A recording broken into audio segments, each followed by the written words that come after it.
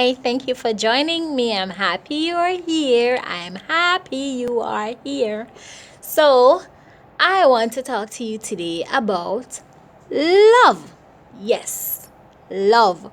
And I'm sure when I say that, some people might think, oh, she's talking about romantic love. No, not necessarily that. I want to talk about us loving each other, right? I was reading something recently, and in the night when I went home, I started watching a particular preacher that I like to watch, and she was saying, the same thing basically, like what I was reading. She was talking about love and us loving each other and being our brother's keeper, etc. I think it's something we take for granted as well. We say that, oh, I love my brother, I love my neighbor, I love my sister, I love my friend, I love. Yes, but to what extent?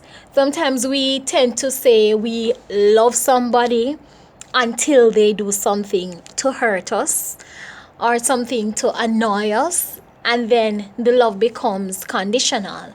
But the Bible tells you, you know, you are not supposed to just love somebody who loves you or do good to somebody who does good for you. There's no reward in you getting, or you're not getting any reward from that. God is not pleased with that, because anybody can love who them want love, or who love them rather.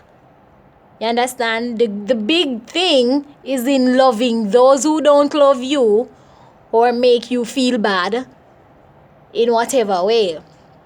And in First Corinthians, you are told about the different things that can abide in you, or things that you can have within you.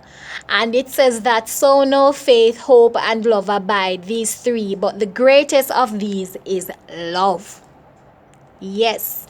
And I also love the scripture in Matthew 22, 36 to 40, where it says, they were asking Jesus, teacher, which is the great commandment in the law? And Jesus said, you shall love the Lord your God with all your heart and with all your soul and with all your mind. This is the great and first commandment. And the second is like it. You shall love your neighbor as yourself. On these two commandments depend all the law and the prophets.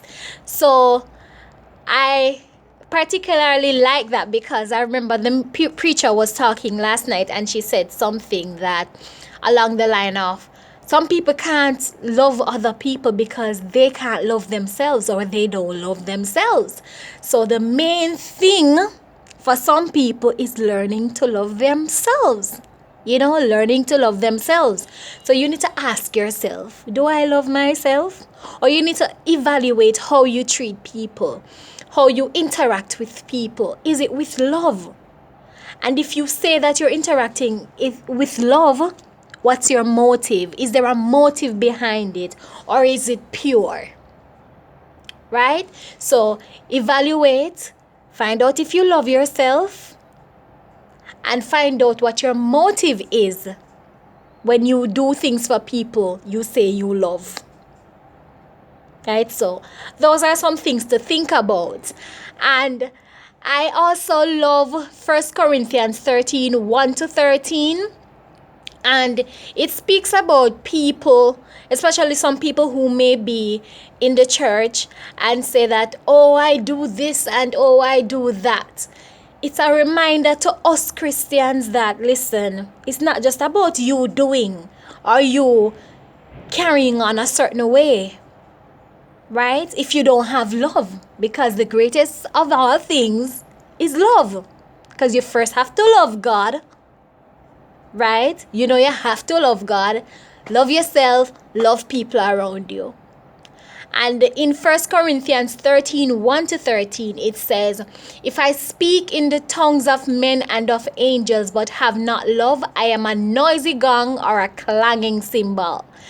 It goes on to say, and if I have prophetic powers and understand all mysteries and all knowledge, and if I have all faith so as to remove mountains but have not love, I am nothing. If I give away all I have, and if I deliver up my body to be burned but not have love, I gain nothing. Love is patient and kind. Love does not envy or boast. It is not arrogant or rude. It does not insist on its own way.